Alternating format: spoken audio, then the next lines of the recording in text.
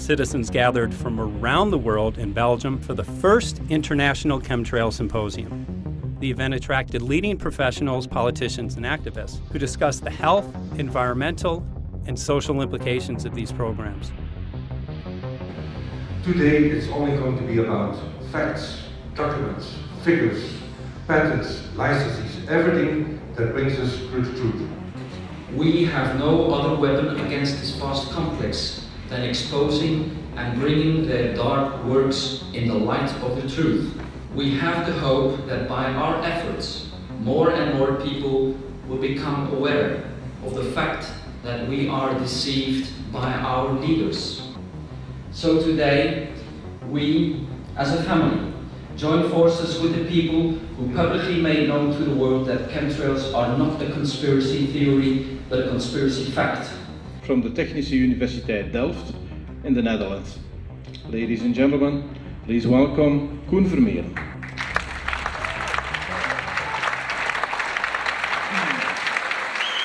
Well, I'm Koen Vermeeren. I'm a university professor of Delft University of Technology. Usually people are with their heads to the ground in their own two-dimensional space and they don't look up. But if you do, you see more and more spaces like this. And it worried me too. I have no explanations to our students about these phenomena. And then I studied it myself and I found out that I couldn't give them the answers they wanted, because I think that the phenomenon is not natural. It's not natural what is happening, and the explanations that are given to us are not enough for me.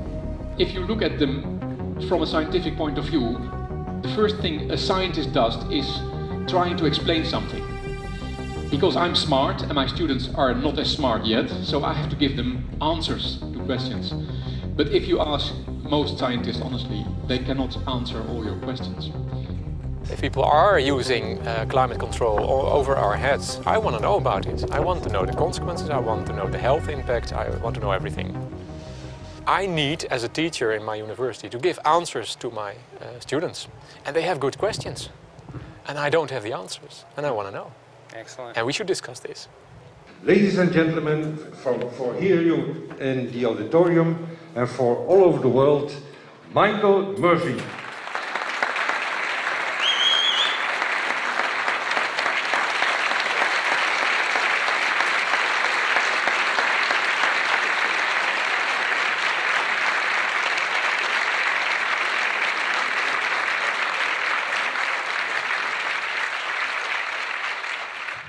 Well, thank you very much. It's definitely an honor to be here in Belgium. The people who are in power control everything. They control the markets, they control us. Now they're even controlling the weather. And they can use that for warfare applications. The one thing that they cannot control is what God had originally made, and that's natural organic seeds. This is called the Hegelian dialect. It's called problem, reaction, solution.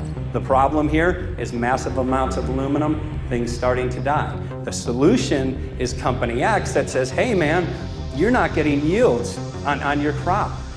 Everything's dying. But I got the solution, I got a seed that will grow in this environment.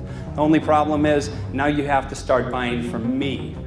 We're a little concerned that maybe part of this agenda could be to kill off anything that's natural and organic and re-engineer it with aluminum-resistant GMO seeds. Many may know we just got back from a week of filming in Hawaii, and it was an incredible trip. A big concern for the people there is they're beginning to see softening of the coconut trees. But their concern is that these programs may again be part of a broader agenda to destroy anything that's natural and organic, so that the corporate redesigned GMO foods might be the only source of food for people. I didn't anticipate so many people, young and old, who are interested in this phenomenon and are concerned about it. And I especially liked the address that the young girl gave today. Only 17 and already making an address to the audience. That is, well, incredible. My name is Sofia Xenidis. I am 17 years old.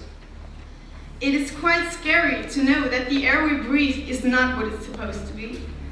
That the food we eat and the water we drink contain traces of those substances which are sprayed out over all of us as though we were being poisoned like insects. The feeling that this is causing me are feelings of deep anger and rage. I don't want to be poisoned, I don't want to be infected with cancer, and I'm just so angry that this global poisoning can be going on such a massive scale, and not enough is being done to stop this crime. A clear answer to one question. Are we being sprayed? Have we been sprayed? And is it their intention to spray again and again? What are we going to do about it? How are we going to deal with it? How are we going to stop it? I know the answer. There is only one person who can stop it. And you know him. You are. You are the person, the one you have been waiting for. We are magnificent, beautiful, godlike, divine human beings. Ladies and gentlemen, sisters and brothers, in this auditorium and in the whole world, thank you so very much for being present with us. And for now, please enjoy this anthem.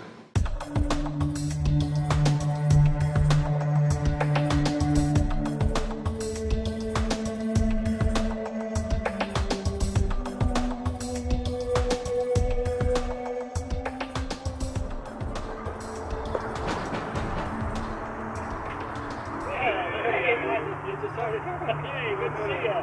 Hey, right on time. Come on in. So, anyway, I'm glad that the weather's been good for you fellas so far. Just think if we were doing this in the wintertime, you might, if you're going to Washington, D.C., you might run into snow. thank God we're not. That's right. You know, it's interesting because of the different weather modification programs. There's something like, I think, right around 32 in the continental U.S. alone going on. So the theory is that geoengineering is in part weather modification. You know, Mike, that's a very good point. There are so many subsets connected with this issue of geoengineering. People are writing to us all the time with information about the connection to global warming, the connection to weather modification. Some people think there's a connection with Morgellons disease. Others think it's kind of a means of transmitting electromagnetic impulses from the HARP antenna system up in Alaska and Siberia. Boy, it gets your head spinning. And each area, I think, is worthy of investigation, but we have so little time. I think it's wise for us to stay focused on just the aerospraying and the toxic effect of these chemicals and the destruction of the planet and the damage to human health. What more do you need than that to convince people that we have to put a stop to it? So to stay focused, I think, is our mission on this one.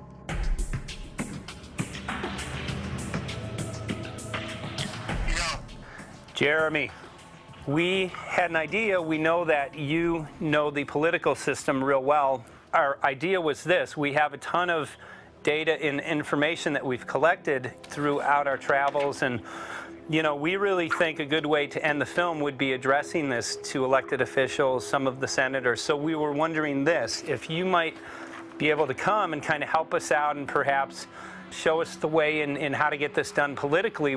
But it sounds like a really good idea, and I'm also going to get to, in terms of researching who it is that we should really focus on talking to about this.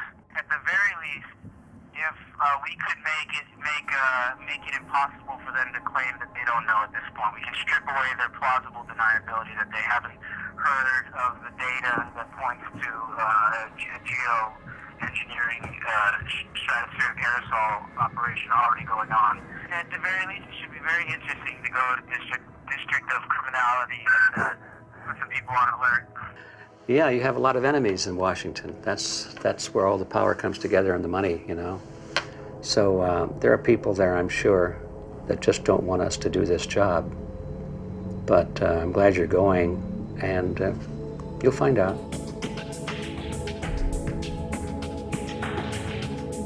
We took the data to Washington, D.C. There we presented our elected officials with the following letter. According to the 5th article of the Bill of Rights, amending the Constitution for the United States of America, no person shall be deprived of life, liberty, or property without due process of law. But the daily spraying is depriving all persons living within the United States of life, health, liberty, and integrity of our common and private property without due process of law. As a representative of the people of the United States of America, we insist that you do everything in your power to protect us and immediately put a stop to geoengineering spraying at once. There exists no justification, legal or otherwise, to poison the planet and its inhabitants. Now suppose that space aliens arrived on, maybe they're going to land at the UN headquarters down the road here, or maybe they'll pick a smarter spot. But suppose they arrive and they give you a box, and the box has 2 knobs. One knob is the knob for controlling global temperature, maybe another knob is a knob for controlling CO2 concentrations. You might imagine that we would fight wars over that box, because we have no way to agree about where to set the knobs. No global governance, and different people will have different places they want it set. Solar engineering is like chemotherapy. No one wants it. But we all want the ability to do chemo and to understand its risks, should we find ourselves with dangerous cancer. How long does it last up there? The lifetimes are years. What, years? A couple years. And then it what, precipitates out, or? Yeah, that's correct. No toxic side effects that we know of? The thing we always wonder about is the unknown unknown. Yeah. So if you're thinking about, say, the acidification, it's clear that's not a problem. There's several studies that showed that. Right. But of course the concern here is with so little research, there may be some unknown that comes out of left field that bites us.